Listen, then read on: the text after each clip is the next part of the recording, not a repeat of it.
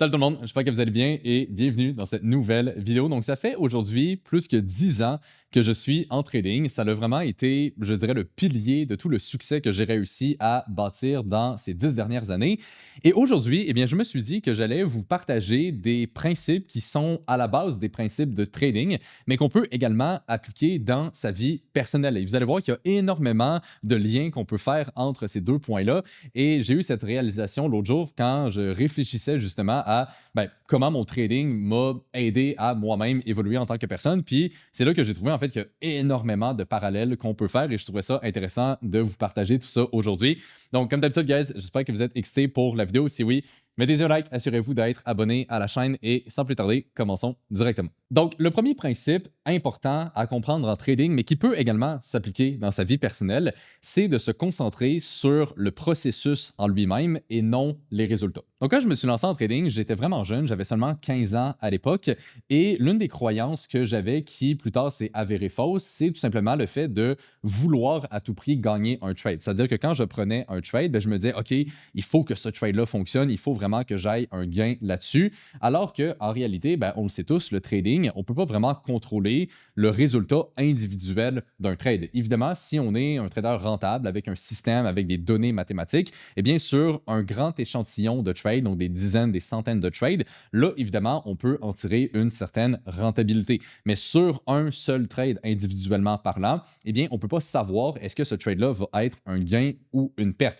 Et donc, au début, je faisais cette erreur-là de me dire, je veux vraiment que ce trade-là fonctionne, alors qu'en réalité, eh bien, évidemment, le trading, ça ne marche pas comme ça. Donc, par la suite, ce que j'ai appris, c'est que, en trading, en réalité, ce que je peux contrôler, c'est mon plan, je peux contrôler mon risque, mais je ne peux pas contrôler le résultat individuel d'un trade. Et ça, par la suite, ça s'est avéré être une leçon extrêmement puissante dans ma vie, c'est-à-dire que j'ai appliqué en fait le même raisonnement que j'avais dans mon trading et je l'ai mis dans n'importe quelle autre sphère de ma vie.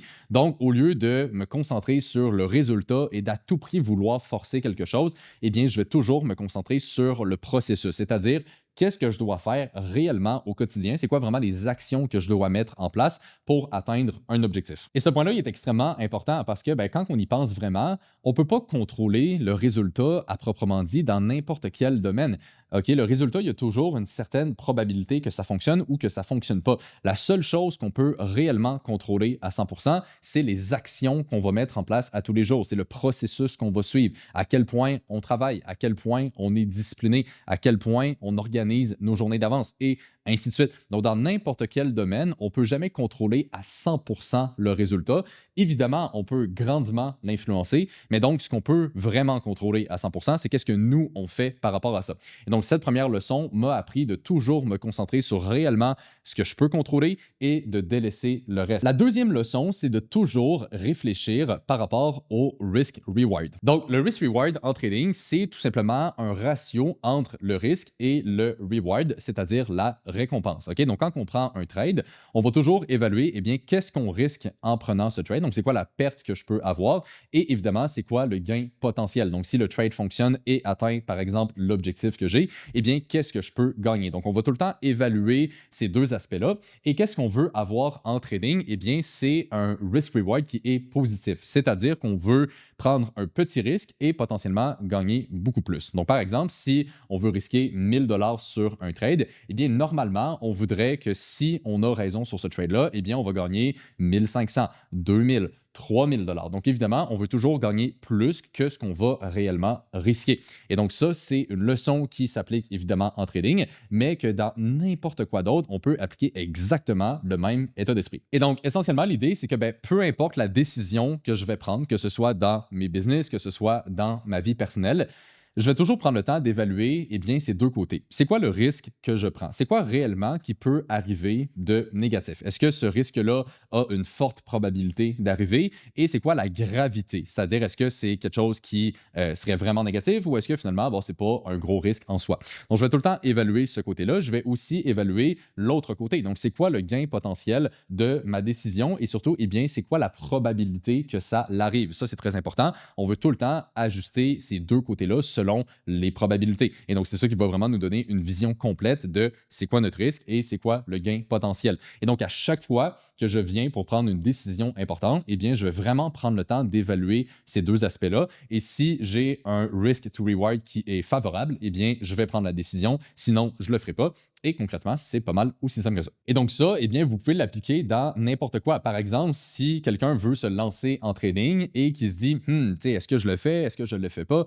Bon, ben, juste prendre le temps d'évaluer ces deux côtés-là, ça donne la réponse. OK, donc qu'est-ce que vous avez à perdre d'essayer de vous lancer en trading? Si, par exemple, en ce moment, vous n'avez pas un gros revenu, vous n'avez pas de liberté financière ou quoi que ce soit, bon, ben, c'est quoi vraiment votre risque de vous lancer en trading? Ben, on s'entend, le risque est plutôt faible parce que vous n'avez déjà pas la situation que vous voulez avoir. Donc, c'est quoi le risque d'essayer de changer ça? Ben, en réalité, il n'y en a pas tant que ça. Tandis que de l'autre côté, c'est quoi le gain potentiel? Eh bien, le trading, il n'y a littéralement aucune limite à ce qu'on peut générer. Donc, on s'entend que le gain potentiel est extrêmement élevé d'à quel point ça pourrait changer votre vie. Et personnellement, ben, c'est pour ça que justement, je me suis lancé en trading. J'avais réalisé que le risque était plutôt faible et le gain que je pouvais en retirer était littéralement illimité. Et donc, ben, pour moi, c'est une décision qui faisait du sens. Donc, au final, comme on peut voir, c'est un processus qui est plutôt simple, mais ça permet de prendre des décisions rationnelles et de ne pas se baser sur ses émotions. Et justement, ça va m'amener au troisième point, c'est-à-dire de ne jamais prendre des décisions émotionnelles. Donc, évidemment, en trading, je pense que je vous apprends rien. Les émotions coûtent très cher, c'est-à-dire qu'à chaque fois qu'on agit, soit par impulsivité ou par FOMO, donc le fear of missing out, donc la peur de rater un trade. Bref, à chaque fois qu'on tombe dans des émotions, c'est jamais la bonne chose à faire en trading. Évidemment, le but du trading, c'est d'avoir une stratégie et de respecter la stratégie. Et donc, n'importe quelle émotion qui vient contredire cet aspect-là, bien évidemment, c'est quelque chose en soi qui est négatif.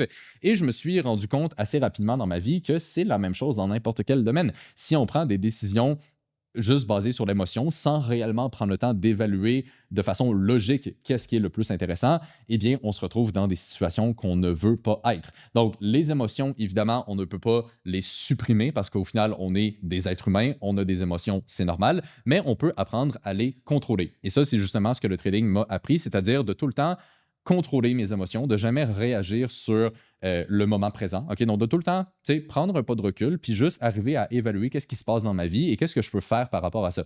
Parce qu'en réalité, n'importe quoi qui se passe dans votre vie qui pourrait vous affecter émotionnellement, à moins que ce soit quelque chose d'extrêmement grave et extrêmement négatif, souvent, ça ne vaut pas la peine. Ça ne vaut pas la peine de réagir avec beaucoup d'émotions puis de partir dans des endroits assez extrêmes. Fait que juste de garder ça simple, de prendre un pas de recul, de prendre le temps d'évaluer de façon rationnelle qu'est-ce qui se passe, c'est une leçon qui m'a valu de l'or. Ça m'a énormément aidé dans n'importe quel domaine.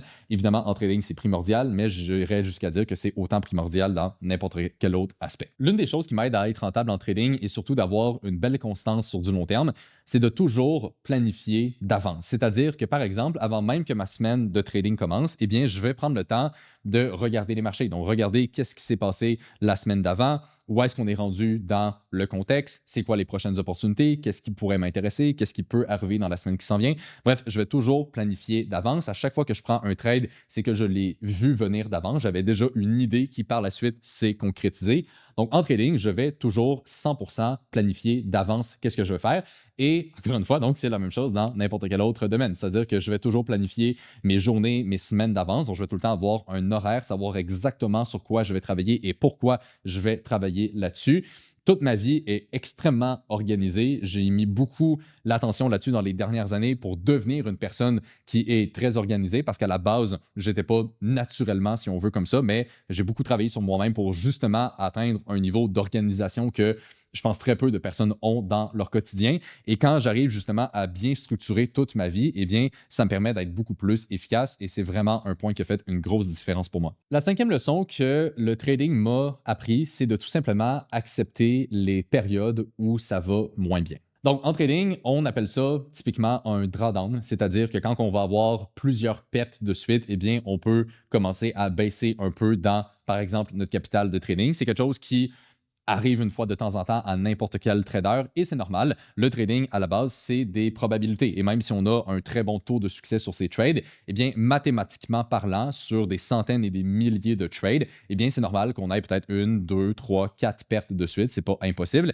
Et donc, en tant que trader, il faut être capable, évidemment, de gérer ça. Il faut que mentalement, on accepte cette réalité-là, qu'on soit capable de ne pas tomber dans ses émotions et qu'on soit capable de passer au travers pour tout simplement se relever. Dans mes 10 dernières années de trading, j'en ai vécu tout plein des drawdowns et encore une fois, ben, c'est quelque chose qui est tout à fait normal. Le plus important, c'est de juste être capable de bien les gérer et de, comme je dis, ben, se relever par la suite.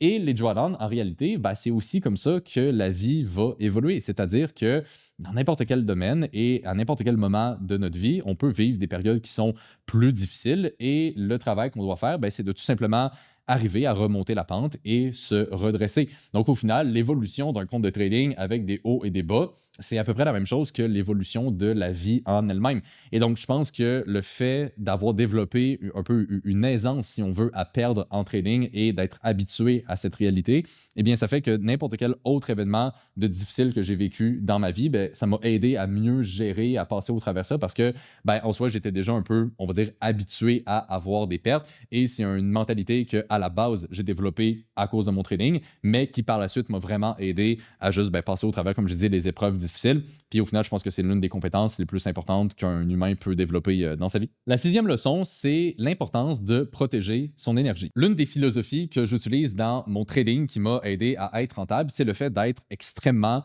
sélectif sur les trades que je vais prendre. C'est-à-dire que je ne suis pas un trader qui prend beaucoup de trades. En général, je vais peut-être prendre, on va dire, 1 à 2 trades par semaine en moyenne. Donc, je suis extrêmement sélectif sur les opportunités que je vais choisir. Et ça fait en sorte donc que mon taux de succès sur mes trades est extrêmement élevé. Donc, je vais vraiment attendre d'avoir toutes les conditions réunies pour exécuter mon idée de trade. Et donc ça, c'est ce que j'appelle protéger mon énergie en trading. C'est-à-dire que je ne vais pas commencer à prendre tout plein de trades, à avoir des gains, des pertes, des ups, des downs, avoir des périodes où ce que ça va super bien, des périodes où ce que ça va vraiment mal. Bref, je ne veux pas vivre ça dans mon trading. Je vais protéger mon énergie en prenant seulement les meilleurs trades. Et quand il y a une opportunité qui n'est pas assez claire ou qui manque un élément, eh bien, je ne vais tout simplement pas la prendre. Parce que par expérience, ben, je le sais très bien que c'est pas avec ces trades-là que je vais grossir mon compte de trading. C'est pas ça qui va faire la plus grande des différences et ça va me créer beaucoup plus de problèmes mentaux qu'autre chose. Donc, au final, ces trades-là, je les veux pas, j'y touche pas. Et c'est la même chose dans la vraie vie. C'est-à-dire que, eh bien, je vais toujours protéger mon énergie. Si, par exemple, il y a une relation toxique dans ma vie, eh bien, je vais mettre ça de côté. Si, par exemple, quelqu'un me propose de le rencontrer ou d'aller à un meeting puis que j'ai pas envie de le faire, je vais refuser. Puis, évidemment, ben, c'est rien contre ces personnes-là. C'est juste, je protège mon temps, je protège mon énergie. C'est une leçon qui, à la base, j'ai utilisée en trading, mais dans n'importe quelle sphère de sa vie, c'est quelque chose qui est extrêmement important. J'ai l'impression que souvent, les gens ont un peu une genre de pression sociale de tout le temps accepter, par exemple, de sortir ou accepter de faire telle affaire alors qu'au fond de eux, ils savent qu'ils ne veulent pas le faire. Et pour moi, c'est un point justement que j'ai beaucoup travaillé là-dessus, puisque j'étais comme ça quand j'étais plus jeune. Mais aujourd'hui, j'arrive à dire non, j'arrive à me prioriser et protéger mon énergie. Et donc, ben, ça, c'est un point qui est extrêmement important pour sa santé mentale et pour, je pense, avoir juste une belle qualité de vie. Au final, il faut toujours se prioriser soi-même. Et la dernière leçon que j'ai apprise en trading qui m'a énormément aidé dans ma vie personnelle, c'est de tout simplement analyser le passé pour mieux comprendre le futur. Le trading, au final, eh bien, ça se résume pas mal à ça. C'est-à-dire qu'une fois qu'on a une stratégie, eh bien, le plus de trades qu'on va faire avec la stratégie, le plus qu'on va avoir de données par rapport à ce système. Et le plus qu'on a de données, eh bien, le plus qu'on sait comment l'optimiser. Donc, quel trade fonctionne le mieux, quel trade n'est pas rentable. OK, on se concentre là-dessus, on enlève le reste et on répète la même chose à chaque fois. Et souvent, on dit que l'histoire ne se répète pas, mais a tendance à faire des rimes. Et ça, c'est extrêmement vrai. C'est-à-dire que l'histoire n'est pas tout le temps évidemment pareille, mais il y a des choses qui ont tendance à vraiment se répéter. Et donc, en trading, eh bien, le fait d'étudier le passé, d'étudier les trades que j'ai déjà fait, ben, c'est quelque chose qui m'a aidé à perfectionner mon approche. Et c'est la même chose dans ma vie de tous les jours. C'est-à-dire que je vais souvent refléter un peu sur qu'est-ce que j'ai fait, c'est quoi les actions que j'ai mises en place, c'est quoi les décisions que j'ai prises dans ma vie. Et je vais tout le temps analyser ça en mode, est-ce que ça a été des bonnes décisions, est-ce que ça a été des bonnes actions à prendre? Et en faisant ce processus-là d'auto-réflexion par rapport à moi-même, eh bien, j'arrive à toujours, au fil du temps, optimiser un peu plus qu'est-ce que je vais faire parce que j'étudie justement les résultats que j'ai déjà eus et j'utilise ça pour justement améliorer le moment présent. Et ça, on peut le faire avec n'importe quoi. Ça peut être des erreurs que vous avez commises, ça peut être des bons coups que vous avez faits dans votre vie, ça peut être des habitudes, ça peut être des relations, bref, peu importe, mais d'étudier donc qu'est-ce qui a vraiment fonctionné, qu'est-ce qui n'a pas fonctionné et de tirer des leçons de ça, c'est quelque chose qui est extrêmement important. J'ai l'impression qu'aujourd'hui, il y a beaucoup de personnes qui vivent un peu leur vie sans se poser ce type de questions-là, sans vraiment faire l'effort de justement réfléchir à eux-mêmes, leurs décisions, leur vie, qu'est-ce qui a bien été, qu'est-ce qui a mal été, qu'est-ce qu'ils peuvent apprendre de ça et comment ils doivent s'ajuster là-dessus. Moi, c'est un exercice que je fais assez régulièrement et à la base, c'est quelque chose que je faisais uniquement dans mon trading, mais quand j'ai compris l'importance que ça avait, je me suis dit, ah, peut-être que je peux utiliser le même raisonnement dans ma vie personnelle. Et effectivement, eh bien, ça a été très bénéfique pour moi. Donc, bref, c'est pas mal, guys, ce qui fait le tour des 7 leçons que je voulais vous partager aujourd'hui. J'espère que ça vous a apporté de la valeur. Si vous avez apprécié la vidéo, comme d'habitude, mettez-y un like. Je vous remercie beaucoup de l'avoir écouté. Et là-dessus, on se retrouve dans la prochaine.